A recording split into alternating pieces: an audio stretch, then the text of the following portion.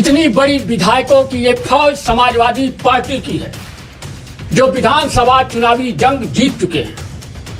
अब सवाल यह उठता है कि क्या आजमगढ़ एमएलसी चुनाव में सपा के 10 विधायक और 2 एमएलसी अपने दम से बीजेपी को कर सकते हैं बेदम। विधानसभा चुनाव में आजमगढ़ में सपा ने जहां बीजेपी को बेदम कर दिया है, वहीं अब विधान परिषद चुनाव में बीजेपी दम दिखाने की तैयारी में है। इधर अब नए सिरे से सपा के 10 विधायक और 2 एमएलसी भी सपा मुखिया अखिलेश यादव की नजर में अपनी साख बचाने की भी बड़ी चुनौती मान रहे हैं। इसी के साथ ही सियासतबाजों में यह भी सवाल उठने लगा है कि क्या सपा के 10 विधायक और 2 एमएलसी चुनाव में विपक्ष में रहते हुए भी सत्तारूढ़ बीजेपी को बेदम कर पाएंगे। आइए अब विस्तार से जानते हैं। विधायकों की जमीनी सियासी ताकत की बात करने से पहले यह जानना जरूरी है कि एमएलसी सीट पर अब तक किसका कब्जा रहा है। सपा सरकार के दौरान मुलायम सिंह यादव कार्यकाल में 2004 में हुए चुनाव में सपा प्रदेश में 36 में से 24 सीटों पर काबिज हुई थी। इसमें एक सीट आजमगढ़ मऊ की भी शामिल रही है। तब बसपा के पास एक भी सीट नहीं थी। 2010 में इन सीटों पर चुनाव हुए तो बसपा सत्ता में थी। उसने 36 में 34 सीटें जीतकर लगभग क्लीन स्वीप किया था। इसमें बसपा ने आजमगढ़ मऊ सीट पर भी कब्जा किया था। इसके बाद 2016 में अखिलेश यादव के सीएम रहते हुए चुनाव हुए तो सपा 31 सीटें जीती थी। इसमें आजमगढ़ मऊ की भी एक सीट शामिल रही, जिस पर राकेश यादव उर्फ गुड्डू वर्तमान में काबिज है। अब जाने वर्तमान में हो रहे एमएलसी चुनावी रण में कौन कौन लड़ाकू मैदान में है और उनके सियासी सफर के बारे में भी जानते हैं। इस बार के चुनाव में भी सपा ने एमएलसी राकेश यादव को ही दांव पर लगाया है। राकेश यादव ने क्षेत्र पंचायत सियासत शुरू की तो महाराजगंज से कई बार ब्लॉक प्रमुख भी रह चुके थे। पहले वे ब्लॉक की सियासत तक ही सीमित रहा करते थे। ऐसा माना जाता है कि पंचायत की सियासत के दौरान राकेश यादव ने किसी बहाने सपा मुखिया अखिलेश यादव ही नहीं डिम्पल यादव तक अपनी पकड़ मजबूत बना ली थी। इसके जरिए ही उन्होंने 2016 में एमएलसी का टिकट भी हासिल कर लिया। तब अखिलेश यादव सूबे के सीएम थे और आजमगढ़ में सपा के 9 विधायक थे। इसमें से 3 तो मंत्री भी थे। सपा मुखिया अखिलेश यादव का आदेश मिलते ही उस समय सभी विधायक मंत्रियों के साथ एकजुट हो गए और जैसे तैसे इस सीट पर राकेश यादव को कब्जा दिलाने में कामयाब भी हो गए थे। हालांकि राकेश यादव की सियासत हैसियत जीतने लायक नहीं थी। तब सपा से बीजेपी में शामिल हुए राजेश सिंह मौहारी को चुनाव मैदान में दांव पर लगाया गया था। हालांकि अधिकतर सपाई यह मानते हैं कि सपा एमएलसी राकेश यादव 5 साल तक खर्राटे की नींद सोते रहे, अपनी सियासी जमीन को मजबूत नहीं कर पाए और अब चुनाव आया है तो अपने 10 विधायकों के भरोसे गुमान कर रहे हैं और कहते हैं कि आजमगढ़ में तो बीजेपी का कोई मतलब ही नहीं रह गया। भारतीय जनता पार्टी से किस प्रकार अपनी टक्कर मानते हैं? आजमगढ़ जनपद में भारतीय जनता पार्टी कोई मतलब नहीं है। आपने पिछले दिनों देखा होगा हमारे सभी विधानसभा के शानदार साथी समाजवादी पार्टी के प्रत्याशी चुनाव जीते हैं और आजमगढ़ जनपद में भारतीय जनता पार्टी का कुछ नहीं है और हमारे जो पंचायत प्रतिनिधि साथी हैं हमें पुनः जिताने का काम करेंगे। इस बार तो आपकी सरकार नहीं है, फिर आप चुनाव में किस प्रकार? आजमगढ़ में हमेशा समाजवादियों की सरकार है। अब इस बार के सपा एमएलसी राकेश यादव के मुकाबले में बीजेपी ने दमदार प्रत्याशी के रूप में पूर्व विधायक अरुणकांत यादव को मैदान में उतारा है। अरुणकांत यादव ने भी जिला पंचायत से ही अपनी सियासत की शुरुआत की और फिर विधानसभा में पहुंच गए। 2007 में अरुणकांत यादव फूलपुर विधानसभा से पहली बार सपा के टिकट पर विधायक हुए थे। इसके बाद 2017 के चुनाव में बीजेपी के टिकट पर इस सीट से दोबारा विधायक हुए थे।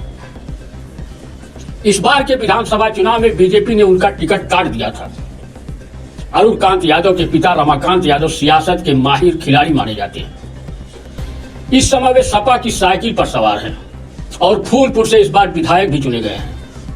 बीजेपी के एमएलसी प्रत्याशी अरुणकांत यादव अपने पिता की विचारधारा से अलग हटकर चुनावी जंग फतह करने के लिए जूझ रहे हैं। जनता पार्टी को धन्यवाद देना चाहता हूँ और दूसरी चीज़ मुझे इस बात की खुशी है कि भारतीय जनता पार्टी योग्य प्रत्याशियों का चयन करती है। इसमें किसी तरह का जातिवाद या परिवारवाद का भेदभाव नहीं रहता, क्योंकि जब मैं सपा में था तो उस टाइम मेरे पिताजी चले गए थे बीजेपी में और मुझे सपा ने टिकट नहीं दिया था, जबकि मैं वहाँ से सिटिंग एमएलए था।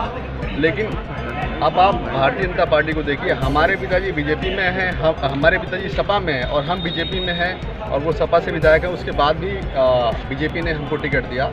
इससे साफ साफ झलकता है कि भारतीय जनता पार्टी बिल्कुल जो असली समाजवाद है वो भारतीय जनता पार्टी के अंदर है। आजमगढ़ ने जो मैंडेट दिया, समाजवादी अपने समर्थकों को या अपने वोट को आप इकट्ठा करेंगे और पार्टी को कैसे मजबूत करेंगे? वैसे मैं आपको एक चीज़ बताना चाह रहा हूँ,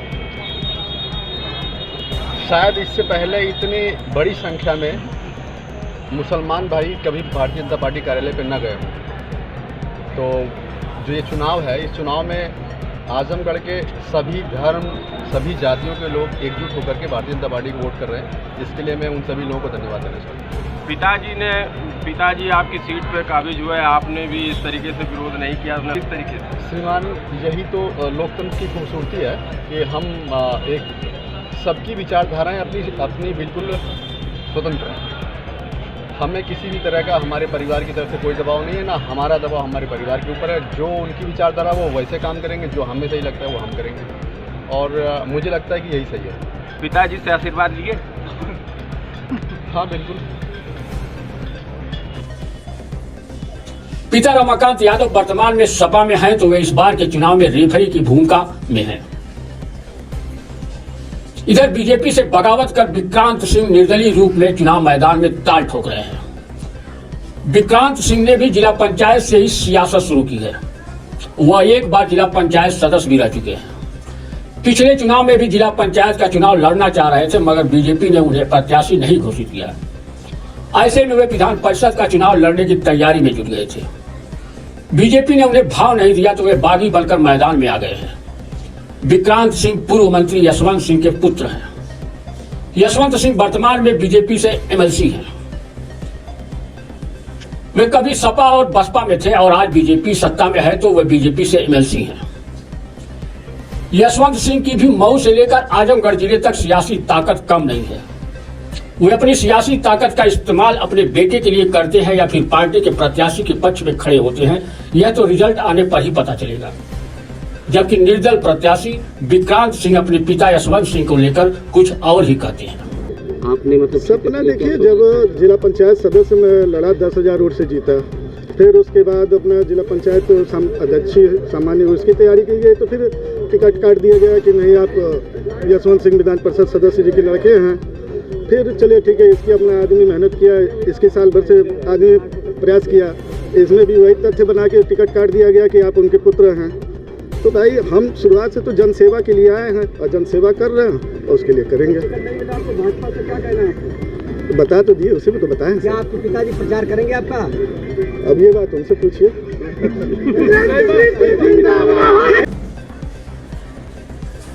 अब वोटरों की बात करते हैं। इस चुनाव में बीडीसी, ग्राम प्रधान, जिला पंचायत सदस्य, नगर निकायों के सभासद, विधायक, सांसद, एमएलसी वोटर होते हैं। आजमगढ़ में 4,236 वोटर हैं।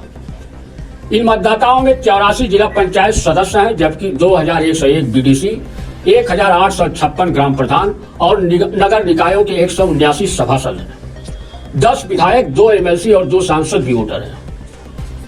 इसी तरह से मऊ जिले में 1,702 वोटर भी अपने मताधिकार का प्रयोग कर सकेंगे। अब बात करते हैं विधायकों की सियासी ताकत की। आजमगढ़ में बीजेपी के एक भी विधायक नहीं है, न ही बसपा के ही विधायक है। बसपा की एक सांसद है। सपा के पास 10 विधायक और 2 एमएलसी हैं। इन विधायकों में 3 तो दिग्गज माने जाते हैं। इसमें एमएलसी पूर्व मंत्री बलराम यादव और विधायक रमाकांत यादव की गिनती पूर्वांचल के दिग्गजों में होती है। तीसरे विधायक दुर्गा प्रसाद यादव भी कम नहीं है। आजमगढ़ और मऊ जिले में भी इनका अच्छा खासा प्रभाव माना जाता है। दुर्गा प्रसाद यादव तो इस सीट से अपने भांजे कमला प्रसाद यादव को मुलायम सिंह यादव की सरकार में एमएलसी भी बनवा चुके हैं। यही नहीं, जिला पंचायत अध्यक्ष के चुनाव में भी राजनीति के माहिर खिलाड़ी पूर्व मंत्री बलराम यादव और रमाकांत यादव को मिलाकर दुर्गा प्रसाद यादव अपने बेटे विजय यादव को कब्जा दिला चुके हैं।